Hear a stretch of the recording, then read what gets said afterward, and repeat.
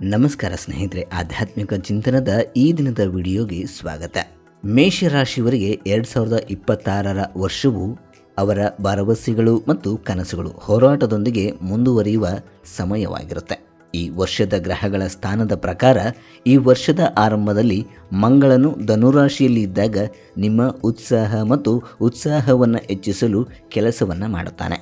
ಮೇಷರಾಶಿಯವರಿಗೆ ಗುರು ಮಿಥುನ ರಾಶಿಯಲ್ಲಿರುತ್ತಾನೆ ಮತ್ತು ಕಠಿಣ ಪರಿಶ್ರಮಕ್ಕೆ ಅನುಗುಣವಾಗಿ ಫಲಿತಾಂಶಗಳನ್ನು ನೀಡುತ್ತಾನೆ.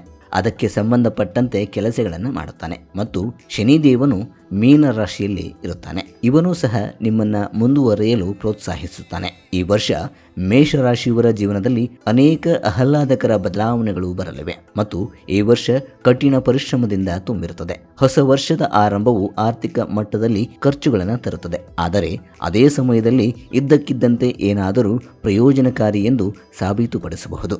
ಜನವರಿಯಲ್ಲಿ ರಾಶಿಚಕ್ರದ ಅಧಿಪತಿಯಾದ ಮಂಗಳನು ಚತುರ್ಗ್ರಹ ಯೋಗದಲ್ಲಿ ಇರುತ್ತಾನೆ. ಇದರಿಂದ ಅದೃಷ್ಟದ ಜೊತೆಗೆ ಕೆಲಸದ ಕ್ಷೇತ್ರದಲ್ಲಿ ಕಠಿಣ ಪರಿಶ್ರಮವು ಉತ್ತಮ ಪ್ರಯೋಜನಗಳನ್ನು ತರುತ್ತದೆ. ಈ ಸಮಯದಲ್ಲಿ ನೀವು ಜೀವನದಲ್ಲಿ ಉತ್ತಮ ಫಲಿತಾಂಶಗಳನ್ನು ನೀವು ಪಡೆಯುತ್ತೀರಿ. ಭಾಗ್ಯದ ಅಧಿಪತಿಯು ತನ್ನ ಸ್ವಂತ ಮನೆಯನ್ನು ನೋಡುವ ಮೂಲಕ ನಿಮ್ಮ ಭಾವವನ್ನು ಹೆಚ್ಚಿಸುತ್ತಾನೆ. ಅಂತಹ ಪರಿಸ್ಥಿತಿಯಲ್ಲಿ ನಿಮ್ಮ ತಂದೆ ಅಥವಾ ಹಿರಿಯರಿಂದ ಮಾರ್ಗದರ್ಶನವನ್ನು ನೀವು ಪಡೆಯಬಹುದು. ಈ ವರ್ಷ ನೀವು ನಿಮ್ಮ ನೆಚ್ಚಿನ ಕಂಪನಿಯಲ್ಲಿ ಉದ್ಯೋಗವನ್ನು ಕೂಡ ಪಡೆಯಬಹುದು. ಅದೃಷ್ಟದ ಸಹಾಯದಿಂದ ಆದಾಯದ ಮೂಲಗಳು ಸಹ ಹೆಚ್ಚಾಗುತ್ತವೆ. ನಿಮ್ಮ ಜೀವನದಲ್ಲಿ ಬದಲಾವಣೆ ಮತ್ತು ಪ್ರಗತಿಯನ್ನು ತರುವಲ್ಲಿ ನಿಮ್ಮ ಜೀವನ ಸಂಗಾತಿಯು ನಿಮ್ಮನ್ನು ಬೆಂಬಲಿಸುತ್ತಾನೆ. ಗುರುವಿನ ಶುಭ ಅಂಶವು ಕೆಲಸದ ವಿಷಯದಲ್ಲಿ ಉತ್ತಮ ಅವಕಾಶಗಳನ್ನು ತರಬಹುದು. ತಿಂಗಳ ಮೊದಲ ತ್ರೈಮಾಸಿಕದಲ್ಲಿ ಕೆಲವು ಕೆಲಸಗಳು ಅನುಕೂಲಕರವಾಗಿರಬಹುದು. ಈ ಸಮಯದಲ್ಲಿ ಉತ್ಸಾಹ ಉಳಿಯಬಹುದು. ಕೆಲಸದಲ್ಲಿ ಹಠಾತ್ ಬದಲಾವಣೆಗಳು ಕಂಡುಬರುತ್ತವೆ.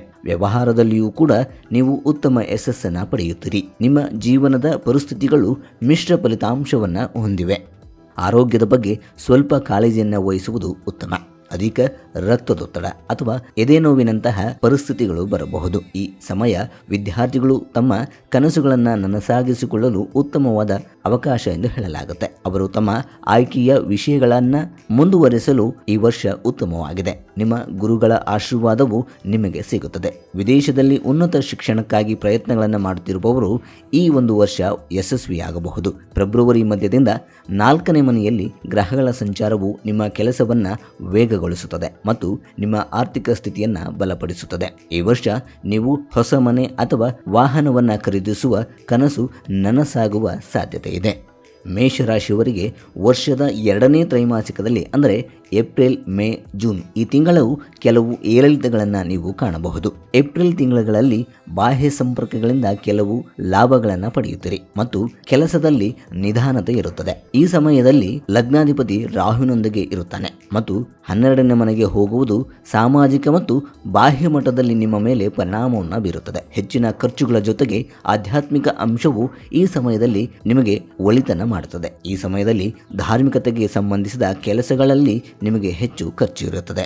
ಆರೋಗ್ಯದ ದೃಷ್ಟಿಯಿಂದ ನೋಡುವುದಾದರೆ ಮೇ ತಿಂಗಳ ಆರಂಭವು ಸ್ವಲ್ಪ ದುರ್ಬಲವಾಗಿರಬಹುದು, ಆದರೆ ಶೀಘ್ರದಲ್ಲೇ ಪರಿಸ್ಥಿತಿ ನಿಯಂತ್ರಣದಲ್ಲಿರುತ್ತೆ. ವಿದೇಶ ಪ್ರವಾಸದ ಸಾಧ್ಯತೆ ಇರಬಹುದು. ನಿಮಗೆ ದೂರದ ಪ್ರಯಾಣಕ್ಕೆ ಅವಕಾಶ ಸಿಗಬಹುದು. ವೃತ್ತಿ ವಿಷಯದಲ್ಲಿ ಇದು ವಿದೇಶದಲ್ಲಿ ಕೆಲಸ ಮಾಡುವ ಸಮಯವಾಗಿರುತ್ತೆ. ಜನ ಮತ್ತು ಸ್ನೇಹಿತರೊಂದಿಗೆ ಸಂವಹನ ಹೆಚ್ಚಾಗುತ್ತದೆ ಮತ್ತು ಈ ವರ್ಷ ನಿಮಗೆ ಹಿರಿಯ ಸಹೋದರ ಬೆಂಬಲವೂ ಕೂಡ ಸಿಗುತ್ತದೆ. 12ನೇ ಮನೆಯಿಂದ ಶನಿಯ ಸಂಚಾರವು ನಿಮಗೆ ಉತ್ತಮ ಅವಕಾಶಗಳನ್ನು ತರುತ್ತದೆ. ಈ ವರ್ಷ ನೀವು ಹೊಸ ಆದಾಯದ ಮೂಲಗಳನ್ನು ಕೂಡ ಪಡೆಯಬಹುದು. ವ್ಯವಹಾರದಲ್ಲಿ ಯಶಸ್ಸಿನ ಸಾಧ್ಯತೆಗಳು ಇವೆ. ನೀವು ಹೊಸ ವ್ಯವಹಾರವನ್ನು ಪ್ರಾರಂಭಿಸುವುದರ ಬಗ್ಗೆ ಯೋಚಿಸುತ್ತಿದ್ದರೆ ಈ ಸಮಯವು ನಿಮಗೆ ಪ್ರಯೋಜನಕಾರಿಯಾಗಿದೆ.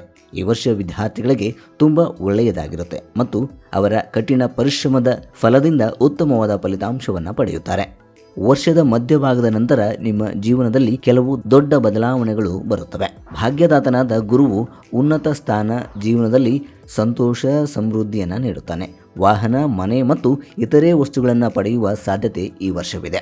ನೀವು ವಿದೇಶಗಳಿಂದ ಪ್ರಯೋಜನವನ್ನು ಪಡೆಯುತ್ತೀರಿ ಮತ್ತು ಈ ಸಮಯವು ನಿಮಗೆ ಪ್ರಯೋಜನಕಾರಿ ಎಂದು ಸಾಬೀತಾಗುತ್ತದೆ. 11ನೇ ಮನೆಯಿಂದ ರಾಹುವು ಸಂಚಾರವು ನಿಮ್ಮ ಆದಾಯದಲ್ಲಿ ಅನಿರೀಕ್ಷಿತ ಏರಿಕೆಯನ್ನು ತರುತ್ತಾನೆ. ವಿದೇಶ ಪ್ರಯಾಣ ಮತ್ತು ಸಂಶೋಧನೆಗೆ ಸಂಬಂಧಿಸಿದ ಪ್ರಯಾಣವು ನಿಮಗೆ ಪ್ರಯೋಜನಕಾರಿ ಎಂದು ಸಾಬೀತಾಗುತ್ತದೆ. ಪ್ರೇಮ ಜೀವನವು ಉತ್ತಮವಾಗಿರುತ್ತೆ. ವೈವಾಹಿಕ ಜೀವನವು ಅನುಕೂಲಕರವಾಗಿರುತ್ತೆ. ಎಸ್ ಸ್ನೇಹಿತರೆ, ಇದಾಗಿತ್ತು 2026ರ ಮೇಷರಾಶಿಯ ರಾಶಿ ಭವಿಷ್ಯ. ಮುಂದಿನ ಸಂಚಿಕೆಯಲ್ಲಿ ವೃಷಭ ರಾಶಿಯ 2026ರ ವರ್ಷ ಭವಿಷ್ಯವನ್ನು ತಿಳಿದುಕೊಳ್ಳೋಣ. ಧನ್ಯವಾದಗಳು.